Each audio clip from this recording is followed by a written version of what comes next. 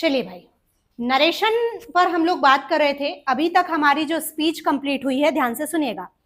Affirmative, single इंटीरोगेटिव और double इंटीरोगेटिव, ये 3 प्रकार की स्पीच हमारी कंप्लीट है।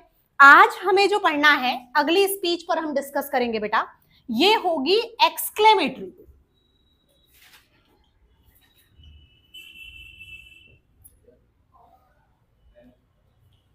स्टार्ट है।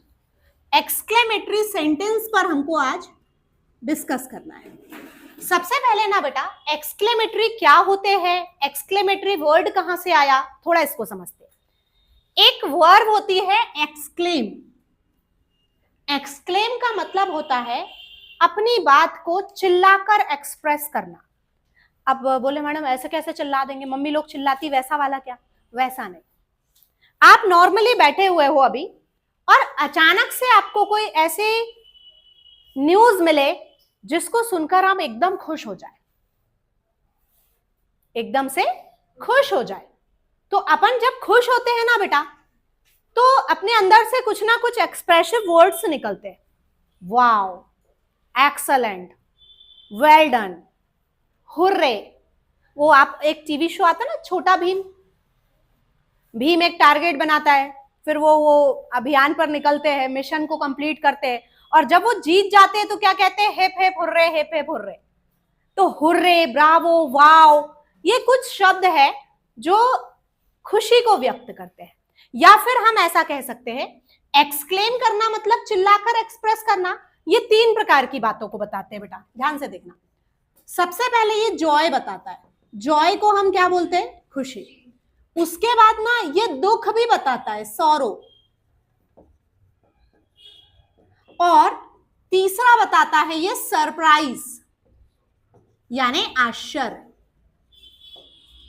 3 बातों को बताता है, जॉय, सॉरो, सरप्राइज।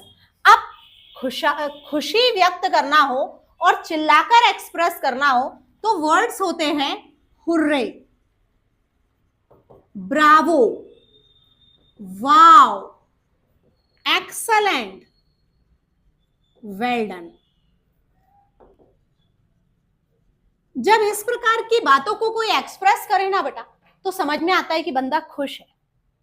अब वहीं पर ऐसा हो कि हम नॉर्मली बैठे हुए हैं और हमें कोई ऐसी न्यूज पता चल जाए जिसको सुनकर हम एकदम से स्तब्ध हो जाए या एकदम से हम दुखी हो जाए, तो हम कहते अरे कैसे हो गया।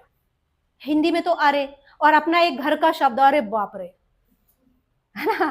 तो ये वर्ड जो है, अब इनको एक्सप्रेस कैसे किया जाए? तो अगर आप दुख में हैं तो दुख बताने का जो वर्ड्स है वो है ओह, आह। अगर कोई पीड़ा में है, दर्द में है तो आह, या फिर अलास।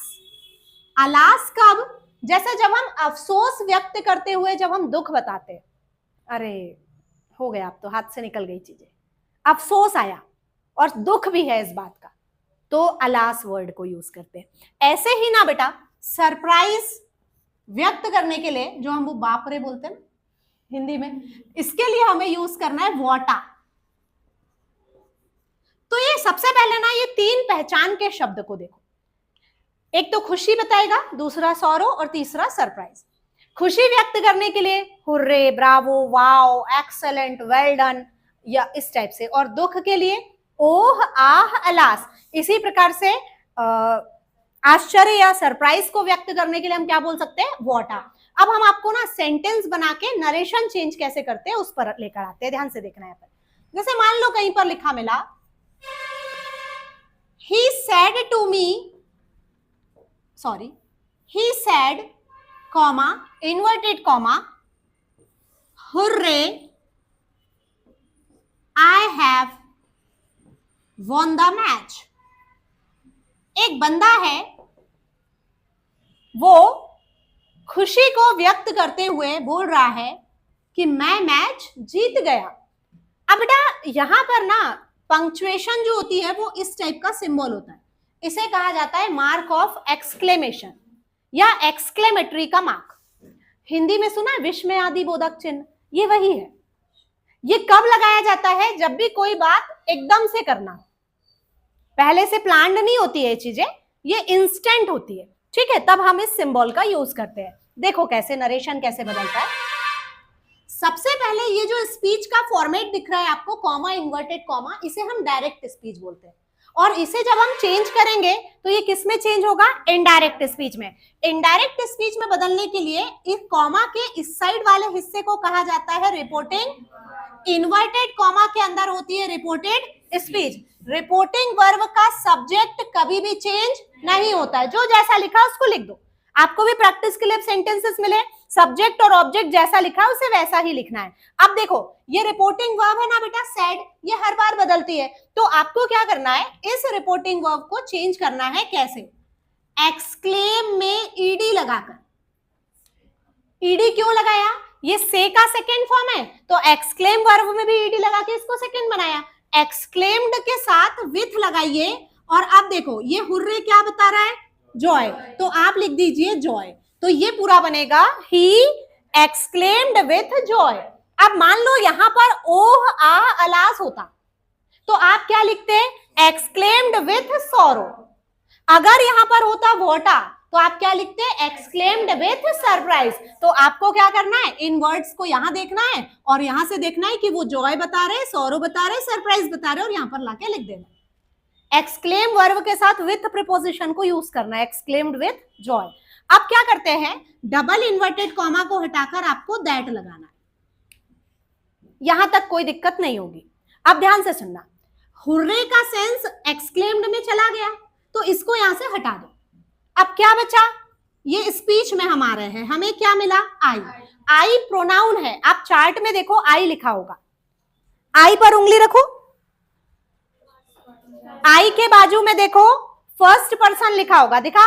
और आई के ऊपर देखो नॉमिनेटिव लिखा होगा। तो आई क्या है?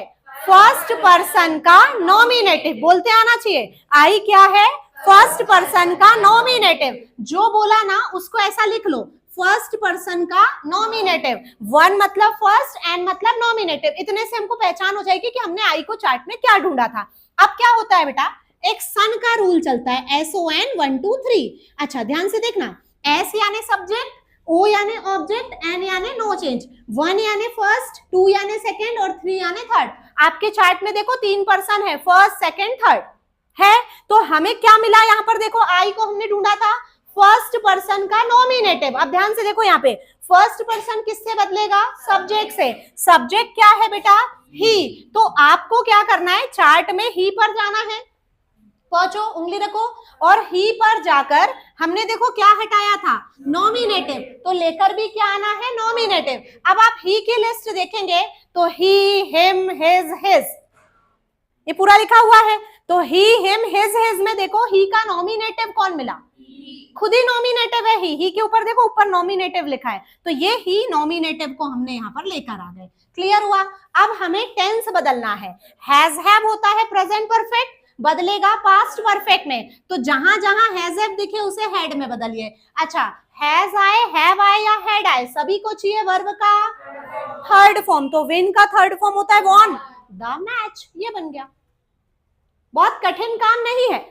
पिछली क्लासेस की तुलना में आज का नरेशन इजी है, कुछ नहीं करना है, सिर्फ रिपोर्टिंग वर्ब को चेंज करना है, exclaimed with Joy, sorrow, surprise में, और डबल इन्वर्टेड को हटा के दैट लगाना है। और जो वर्ड था उसका सेंस तो आ गया तो उसको हटा देना है, और सन का नियम वैसे ही लगेगा, टेंस वैसे ही बदलना है। ये आता है आपको। अब एक सरप्राइज वाला देख लेते हैं अपन सेंटेंस, है ना? ध्यान से देखो, जैसे मान लो कहीं पर लिखा मिल जाए, my mother said what a beautiful building it is. अब मान लो ये सेंटेंस मिला बेटा, तो ध्यान से देखिए, सबसे पहले कॉमा के इस साइड वाले हिस्से को हम क्या कहते हैं? Reporting verb. ये रिपोर्टिंग वर्ब का क्या है? सब्जेक्ट, माय मदर, जैसे का। इसे चेंज नहीं करना है बेटा, लेकिन ये रिपोर्टिंग वर्ब बदलती है, हर बार बदलती है। जैसे जब हम अफर्मेटिव में थे तो हमने टोल्ड में बदला, सिंगल इंटीरोगेटिव में थे तो आस्क्ड या इंक्वायर्ड में बदला, डबल इंटीरोगेटिव में थे तो भी आस्क्ड या इंक्वायर्ड में बदला, और अब हम यहाँ पर एक्सक्लेमेटरी में है तो हम चेंज करेंगे एक्सक्लेम्ड में। पर एक्सक्लेम्ड अकेला नहीं, exclaimed with what a surprise. तो आप क्या लगा दोगे? सरप्राइज, है ना, एक्सक्लेम्ड विथ सरप्राइज लगा दिया, कोई दिक्कत है? हाँ, आगे बढ़ेंगे। डबल इन्वर्टेड को हटाकर दैट लगाएंगे, ठीक है। अब हम पहुंचे हैं स्पीच में। स्पीच में हमें सबसे पहले क्या लाना रहता है? सब्जेक्ट। यहाँ देखो, ये दैट कंजंक्शन है, उसके बाद सब्जेक्ट कौन आया? ही। ऐसे ही ये दैट कंजंक्शन है, अब हमें क्या लाना है बेटा? सब्जेक्ट। आप बताइए, what a beautiful building it is, इसमें सब्जेक्ट क्या है? पहचानो, सब्जेक्ट पहचानते आएगा जब तो लेकर आओगे। ब्यूटीफुल तो एडजेक्टिव है बेटा, बिल्डिंग, बिल्डिंग सब्जेक्ट है, इट सब्जेक्ट है। कैसे पहचानेंगे? ध्यान से सुनिएगा। टेंस वॉइस नरेशन पढ़ा है, अभी नरेशन में है, लेकिन इससे पहले टेंस वॉइस पढ़े हैं। सेंटेंस की स्टार्टिंग कहां से करते थे? और सब्जेक्ट के तुरंत बाद कौन आता है? वर्ब। फिर वो हेल्पिंग वर्ब हो, मॉडल वर्ब हो या मेन वर्ब हो। तो बेटा यहां पर देखो, इज क्या है? वर्ब है ना, तो वर्ब के पहले हमेशा कौन आता है? हाँ, ये इट सब्जेक्ट है। अब आप चार्ट में इट को ढूंढो, उंगली रखो उसके बाजू में, देखो कौन सा पर्सन? थर्ड पर्सन का नॉमिनेटिव। ऊपर देखो नॉमिनेटिव लिखा होगा, थर्ड पर्सन का नॉमिनेटिव। अब यहां देखो, हम रूल फॉलो करेंगे सन का। सन के रूल में फर्स्ट पर्सन आता तो सब्जेक्ट से बदलते, सेकंड पर्सन आता तो ऑब्जेक्ट से बदलते, और थर्ड पर्सन आया है तो नो चेंज, कोई बदलाव नहीं। तो ये जैसे का वैसा आ जाएगा, इट नो चेंज होगा, तो जैसे का वैसा लिख दिया आपने, इट है ना, इट को इट ही रहने दिया। अब टेंस बदलने का तो नियम है ना। अब यहां पर जैसे एमेजार आया है तो आप इसे चेंज करेंगे वॉज वर्ब में, ठीक है। हैज हैव को चेंज करना है हेड में, और डू डज को चेंज करना है डिड में, ठीक है। ऐसे टेंस बदल जाते हैं। अच्छा, एमेजार को आपने वॉज वर्ब में बदल दिया। अब इसमें एक काम एक्सेस करना है, देखो क्या, ये वाले जितने भी वोटा वाले सेंटेंस होंगे, मतलब सरप्राइज वाले, उनमें वोटा आएगा। तो आपको क्या करना है, वहां से वोटा को हटा के आपको यहां पर एक एक्सेस वर्ड ऐड करना है, वेरी। सिर्फ वोटा वाले सेंटेंस में वोटा को हटा के क्या लगाना है? वेरी, और बाकी की चीजें जैसे कि वैसे।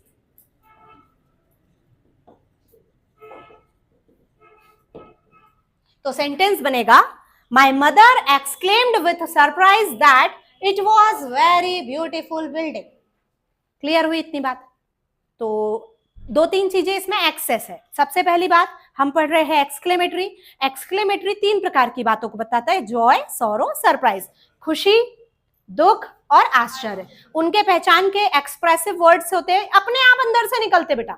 अभी जैसे अगर किसी ने बोला वाओ, तो हमको समझ में आएगा नहीं बंदा खुश है। एक्सेलेंट, कोई टीचर कई बार ऐसे आपका काम देखते और कहते हैं एक्सेलेंट, समझ में आता नहीं टीचर खुश है। और वहीं पर दुख की बात करना है, अगर वो दुखी है बंदा तो ओह, आह या फिर अलास। और सरप्राइज अगर व्यक्त करना है तो वोटा, या फिर कई बार सचा भी चलता है या हाउ भी चलता है, तो आपको लेकिन वोटा रेडी करना है यहाँ पर। तो ये इस प्रकार की बातें जो सरप्राइज बताती है। तो आपको क्या करना है, जब डायरेक्ट स्पीच मिले और उसमें ऐसा कोई वर्ड मिले, तो आपको एक्सक्लेम्ड लिखकर विथ के साथ हुर्रे को देखना है और जॉय लगाना है। अब जैसे यहाँ वोटा मिला तो आपने क्या लिखा? Exclaimed with surprise. अगर ऐसे ही यहाँ ओह, आह या अलास मिलता तो हम क्या लिखते हैं? Exclaimed with sorrow. Double inverted को हटा के दैट लगाना है और सन का नियम लगा देना है, टेंस बदल देना है। क्लियर हुआ?